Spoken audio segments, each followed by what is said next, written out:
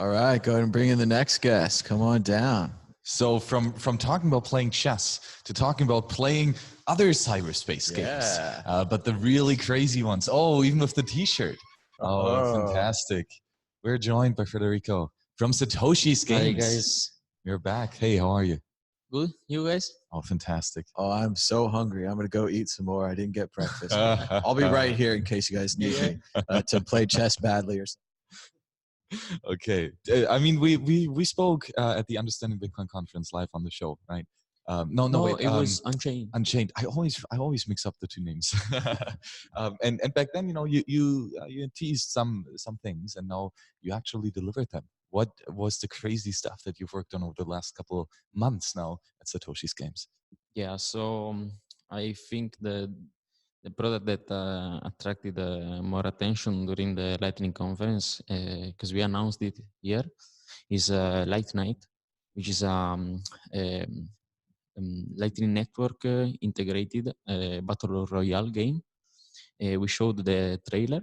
The game is under development, but we wanted to show what we were working on. You know, what were the progresses to the community. Yeah. So this game is a battle royale game, as I was saying before, and what's innovative in the game is that basically when players play the game, they can earn satoshis by shooting other players, and they lose satoshis when they got shot. And then when you kill other players, they leave some items on the ground, and you can go and pick them up, and your balance, your in-game balance increases as you pick them. And then when you want to exit the game, you can just withdraw your balance. And so yeah, that's the kind of interactivity that we added to these games thanks to Bitcoin. Yeah, right. Fantastic. So in general, this battle royale type of game is always with many peers joining, right? And so and then fighting both in teams themselves and against others. So how is that aspect of the gameplay? How do you envision how many players will be there? Will there be guilds and long-lasting relationships too? Okay, well, this is a game that we designed both for Bitcoin and non-Bitcoin users.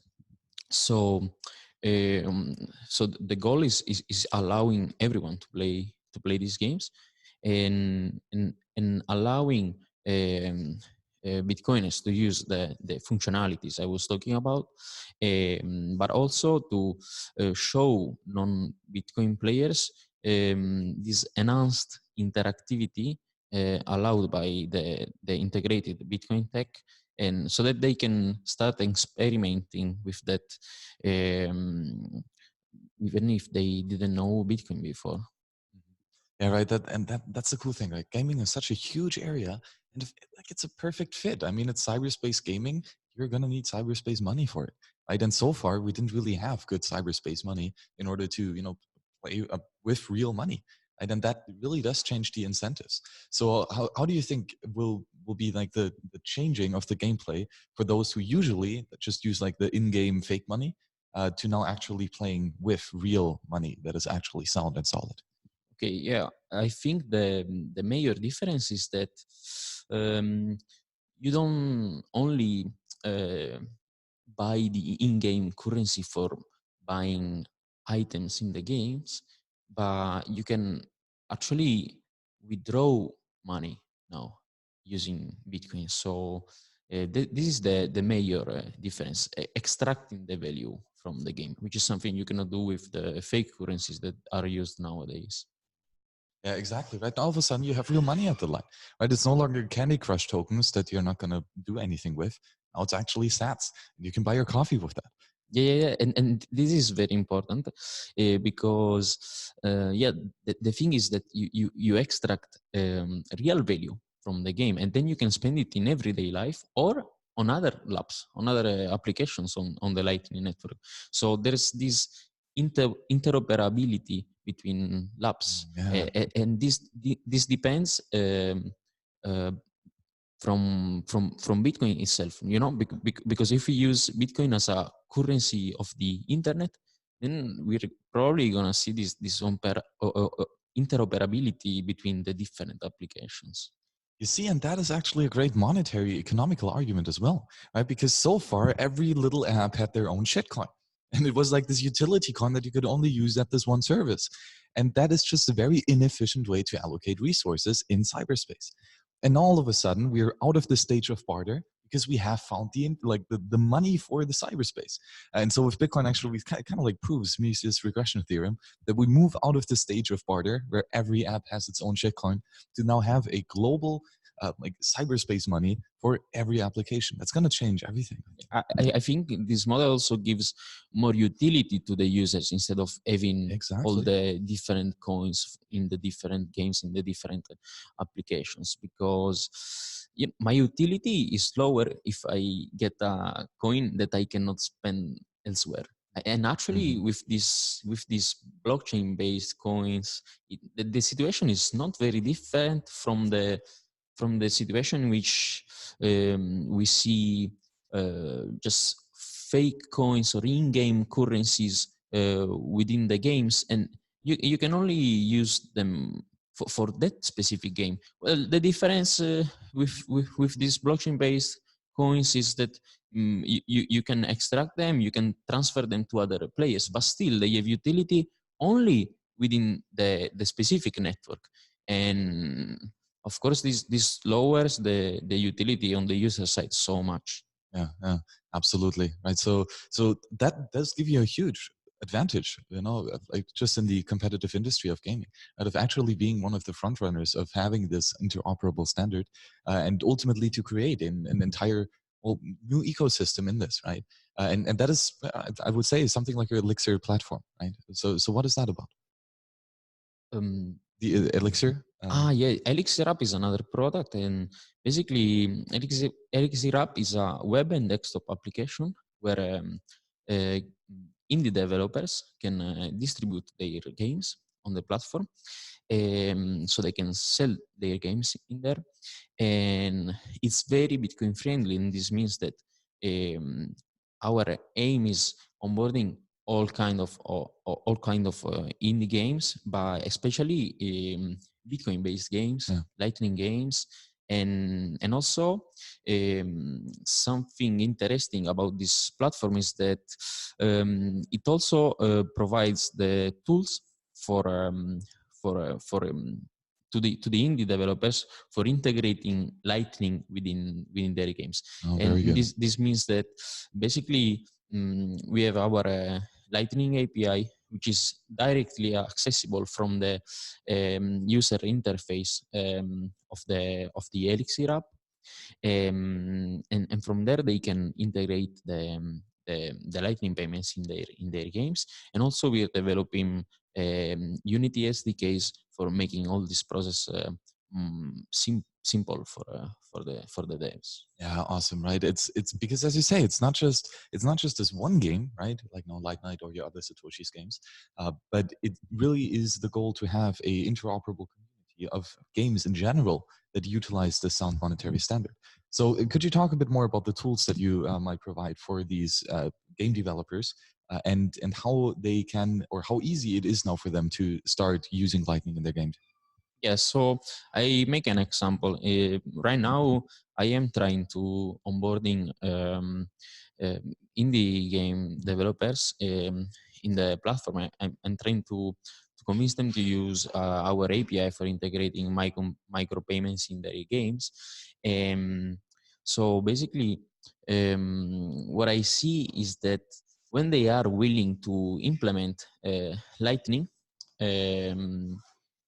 they really don't know where to start from, and because the answer would be, okay, launch your own node and then start figuring out how the channel management works, how the liquidity management works. And this is very, very difficult and time consuming. And indie devs, they just want to to build games, no? Exactly. So yeah, this API that we are providing, which is called Satoshi, is a way for making all the process simple, so that the game developers just have to follow our documentation and our tutorials, and in few steps they can just integrate Lightning in their games and don't have to worry about all the issues related to the channel management, liquidity management, and all these things. So is it then custodial or? Well, we provide custodial and non-custodial features. Yeah. Yeah, I think that's a good approach to do, because as you say, for these individuals, like the wallet developer or the game developers, they don't really want to do much about the nuances of Bitcoin, right? That's not their job. Their job is to build games, right? And so then, what are the features that you provide for them in the non-custodial fashion specifically? So basically, in the non-custodial version, what we allow is receiving the payments directly to their application without providing the custodial wallet, like with native integration.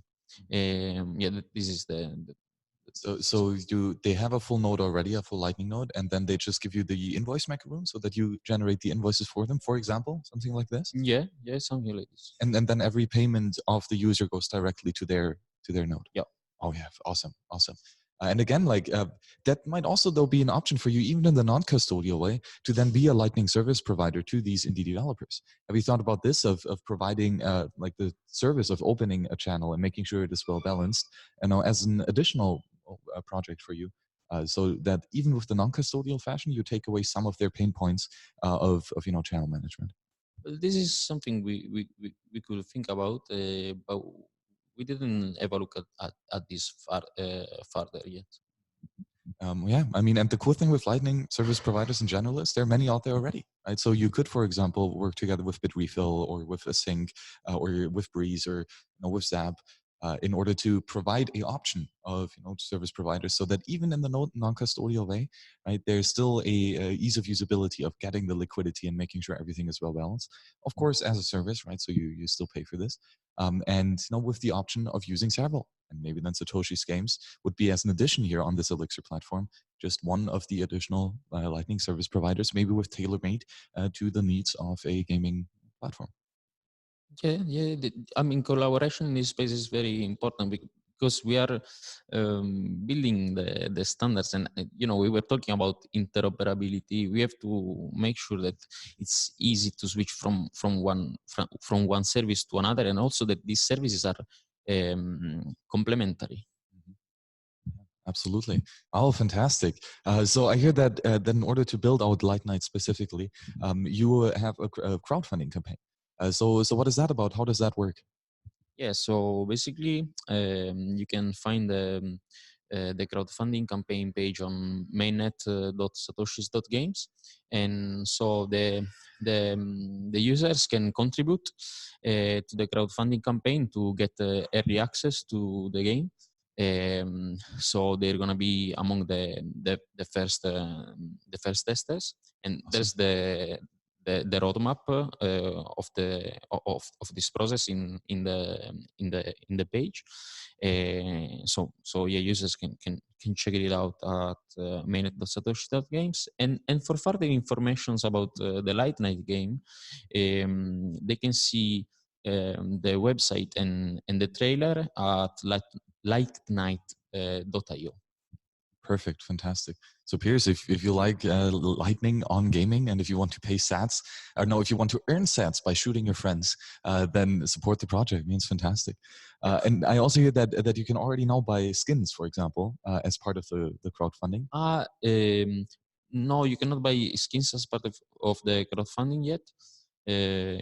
Yeah, but the shop, the in-game shop in the game is actually a feature that we didn't mention, but it's very, very interesting. So yeah, players can buy the skins in the shop in the games.